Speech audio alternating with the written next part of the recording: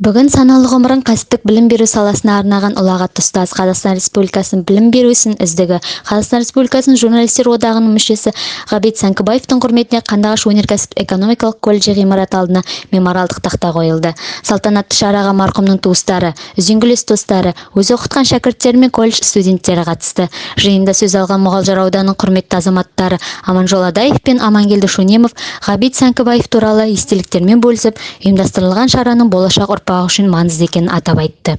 Ғабит Төлегенұлы кәсіптік білім беру саласында 26 жылдан астам уақыт елеулі еңбек еткен. 1990-2008 жылдар аралығында номер 4 кәсіптік училищесіне басшылық жасады. Тәуелсіздік алған жылдардағы тоқырау кезеңде аталған колледжді талан-таражға түсірмей, техникалық базасын сақтап қалуда сүбелі үлесін қосты. 1995 жылы Қазақстан Республикасының білім беру ісінің үздігі атанды. 2010 жылы Қазақстан Республикасының құрметті қызметкері атағымен аудандық Отан Республикалық қоғамдық бірлестігін ерен еңбегі үшін медалімен марапатталған.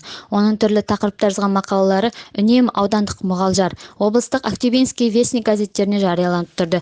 Өзінің адамдық тұлғалық қасиетімен замандастарын жадында қалған Ғабит Сәңкібаев артында қалған ұрпағына өшпес із қалдырды.